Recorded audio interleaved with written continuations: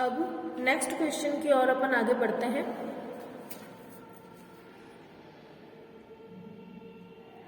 सातवाहन राजाओं को उनके डैश से चिन्हित किया जाता है। सातवाहन राजाओं को उनके डैश से चिन्हित किया जाता है, जिससे यह प्रतीत होता है कि माताएं महत्वपूर्ण थी। सातवाहन राजाओं को उनके डैश से चिन्हित किया जाता है, जिससे यह प्रतीत होता है कि उनकी माताएं महत्वपूर्ण थीं। इसका आंसर क्या होगा? जैसा कि सेंटेंस से ही समझ में आ रहा है, इसका आंसर होगा माता के नाम से, अर्थात मातृ नाम से। आप माता के नाम भी लिख सकते हो और मातृ नाम भी लिख सकते हो। अगला क्वेश्चन नोट कीजिए, फिल इन द ब्लैंक्स का।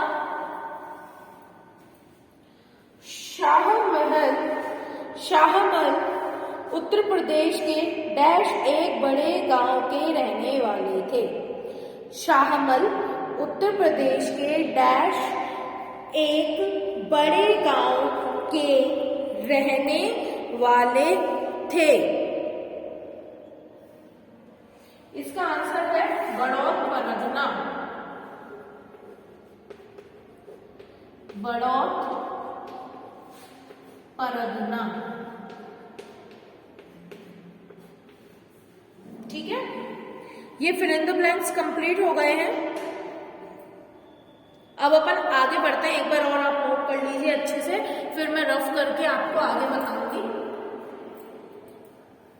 देख लीजिए, पहले का आंसर है गुरु नानक ग्रंथ साहिब, दूसरे का है फ्रांसिस बुकानन, तीसरे का है फोर्ट विलियम, चौथा है जलियांवाला बाग, पांचवा मातृनाम और छठा बड़ौत परगना। एक बार देख लीजिए आप, फिर मैं नेक्स्ट क्वेश्चन बताती हूँ आपको। अति लघुतरात्मक का पहला प्रश्न है ये।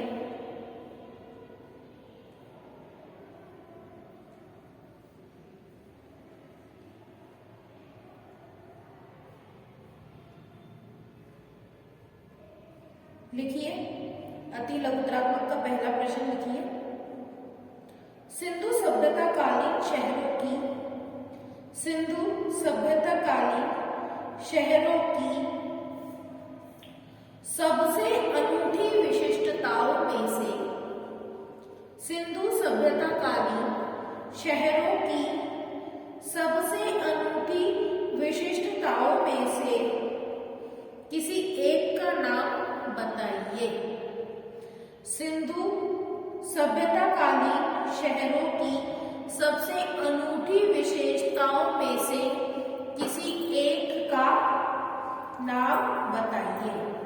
यानी इस क्वेश्चन में क्या कहना चाह रहा है ये कि सिंधु सभ्यता के काल में जो शहर थे उनमें क्या क्या विशेषताएं पाई जाती थी, उनके बारे में अपन को बताना है। तो आंसर में आप लिखेंगे नियोजित जल निकास प्रणाली। नियोजित जल निकास प्रणाली सिंधु सभ्यताकालीन शहरों की सबसे अनूठी विशेषताओं में से एक थी।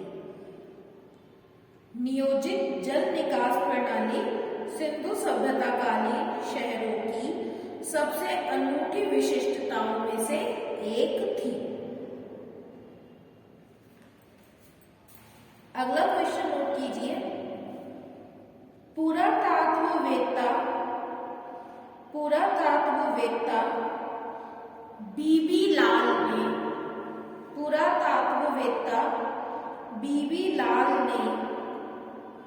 1951 से 52 में मेरठ जिले के किस गांव का उत्खनन किया? मेरठ जिले के किस गांव का उत्खनन किया? पुरातत्ववेत्ता बीबी लाल ने 1951 से 52 में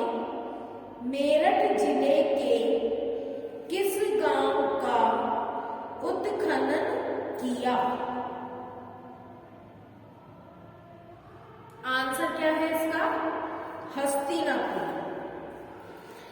आंसर है हस्तिनापुर। अगला क्वेश्चन नोट कीजिए। आरंभिक संस्कृत परंपरा में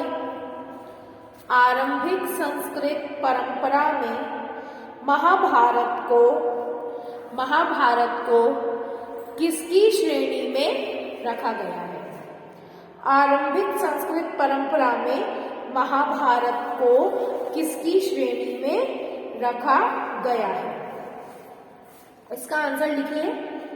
आरंभिक संस्कृत परंपरा में महाभारत को इतिहास की श्रेणी में रखा गया है।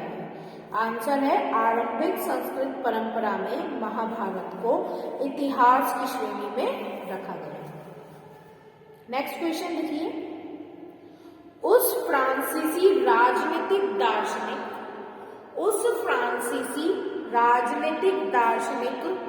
का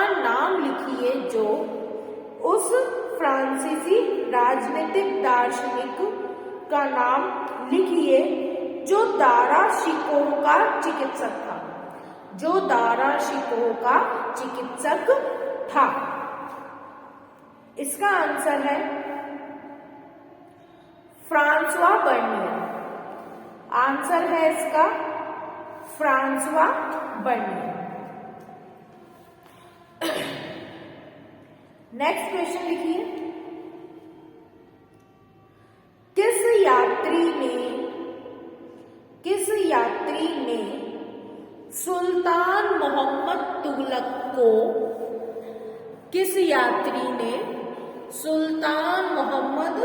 तुगलक को भेंट में देने के लिए घोड़े, ऊंट और दास खरीदे?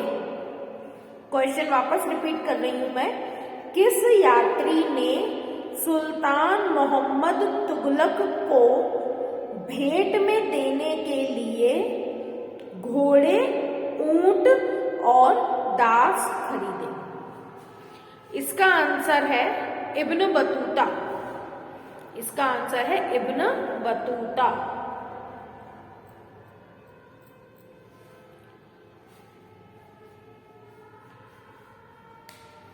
अगला क्वेश्चन लिखिए। अलवारों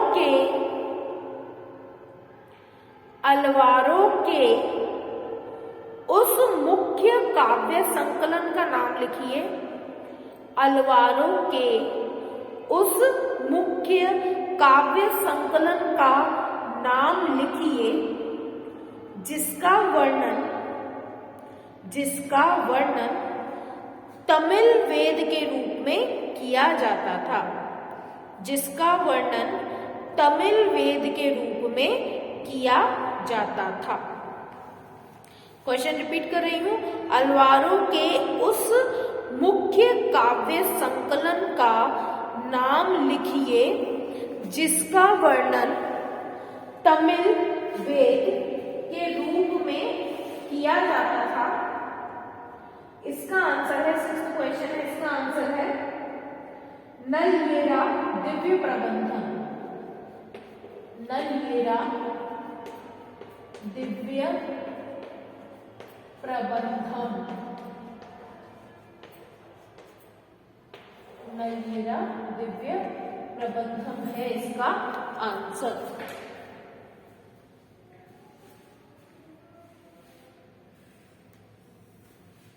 नेक्स्ट क्वेश्चन नोट कीजिए। हदीसा का क्या अर्थ है? हदीसा का क्या अर्थ है? आंसर लिखिए। पैगंबर मोहम्मद साहब से जुड़ी परंपराएं। पैगंबर मोहम्मद साहब से जुड़ी परंपराएं जिनके अंतर्गत उनकी स्मृति से जुड़े शब्द, जिनके अंतर्गत उनकी स्मृति से जुड़े शब्द और क्रियाकलाप आदि आते हैं, हदीस कहे जाते हैं। क्वेश्चन था हदीस का क्या अर्थ है? आपको आंसर लिखना था पैगंबर मोहम्मद साहब से जुड़ी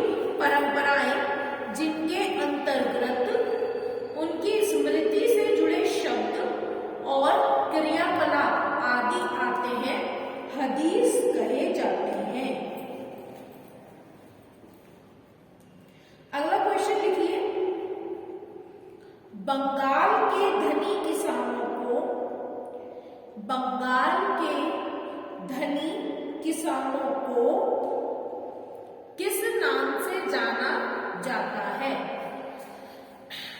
क्वेश्चन है, बंगाल के धनी किसानों को किस नाम से जाना जाता है?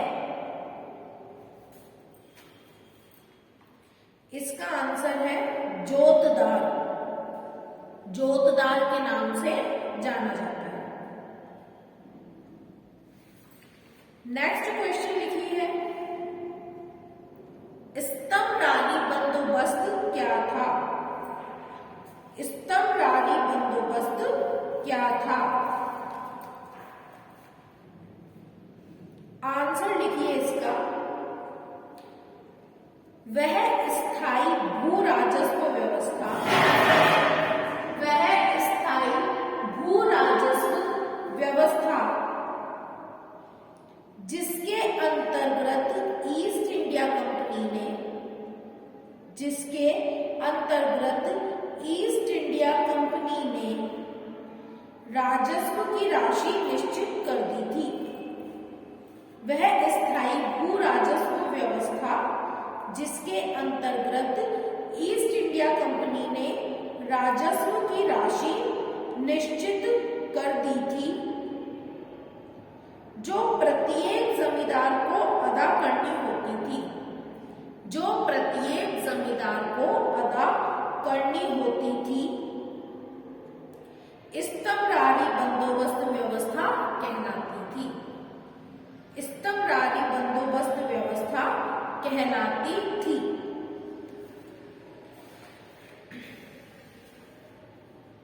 10वां क्वेश्चन लिखिए, 1857 के विद्रोह के समय, 1857 के विद्रोह के समय भारत का बादशाह कौन था? 1857 के विद्रोह के समय भारत का बादशाह कौन था? आंसर है इसका, आपको पता ही होगा, बहुत इजी क्वेश्चन है, बहादुर शाह जफर। बहादुर शाह जफर।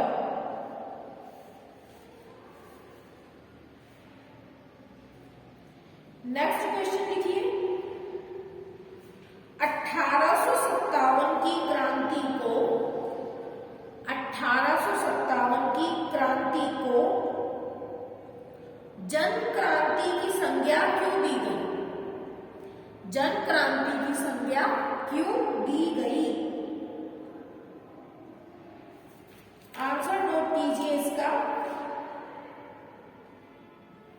क्योंकि इस क्रांति में प्रत्येक धर्म, जाति और समूह के लोगों ने, क्योंकि इस क्रांति में प्रत्येक धर्म, जाति और समूह के लोगों ने अंग्रेजी शासन के विरुद्ध, अंग्रेजी शासन के विरुद्ध लड़ाई लड़ी थी। अंग्रेजी शासन के विरुद्ध लड़ाई लड़ी थी।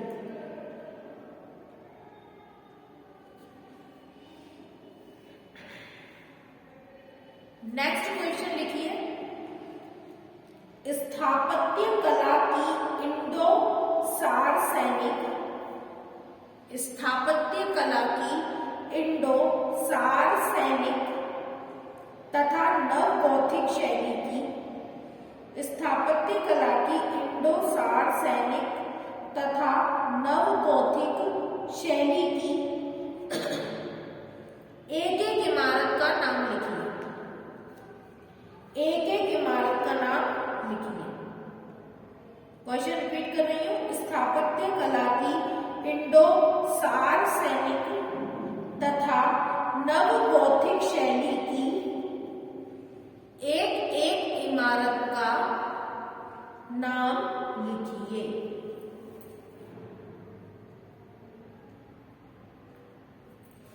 इसका आंसर है,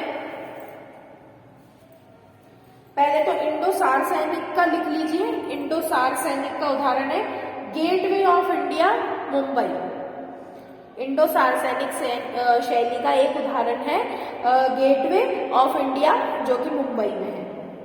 और दूसरा नव गौथिक शैली का उदाहरण लिख लीजिए, मुंबई विश्वविद्यालय, यूनिवर्सिटी ऑफ बॉम्बे, मुंबई विश्वविद्यालय। ये हो गए आपके कंप्लीट सारे अति लघुतरात्मक भाषा।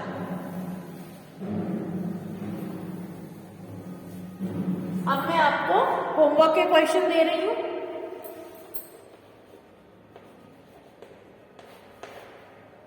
जो कि लघुतरात्मक प्रकार के हैं।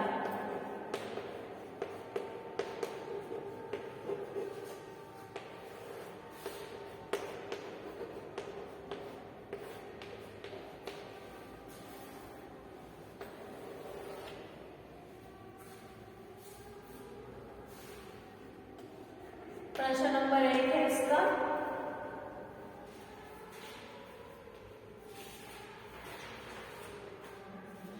लॉथल और नहीं, आप लिखिए बहिर्विवाह पद्धति की दो विशेषताएं बताइए।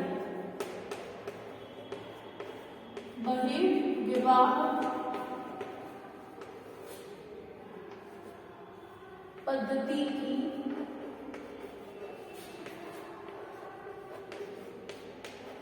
दो विशेषताएं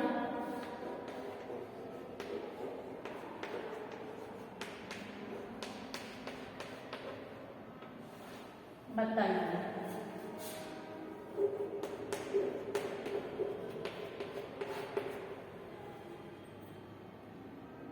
अगला क्वेश्चन लिखिए, विजयनगर साम्राज्य में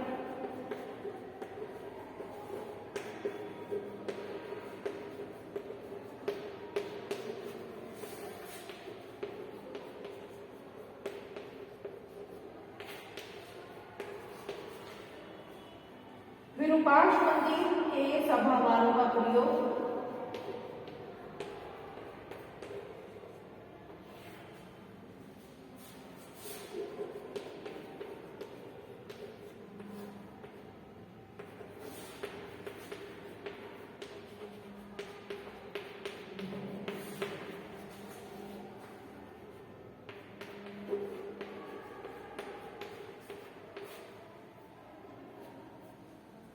किस रूप में होता था?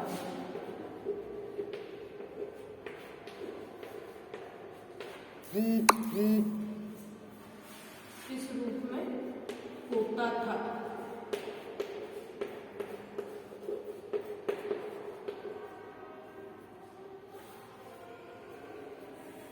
ये दो क्वेश्चन मैंने आपको बताए हैं लघुतरात्मक के लिए। बहिर्विवाह पद्धति की दो विशेषताएं बताइए, और सेकंड क्वेश्चन है विजयनगर साम्राज्य में विरूपाक्ष मंदिर में सभागारों का प्रयोग किस रूप में होता था। ये दोनों क्वेश्चन है आपके होमवर्क के लिए, बाकी सारे आपको मैंने बता दिए हैं। ये दोनों आप सॉल्व करके रखना, लर्न करके रखना। जो काम आपको करवाया जा रहा है उन्हें डे टू डे आपको कंप्लीट करते चलना है। आगे का जो अपना बचा हुआ अभ्यास है वो अपन आगे की क्लासेस में कंटिन्यू करेंगे।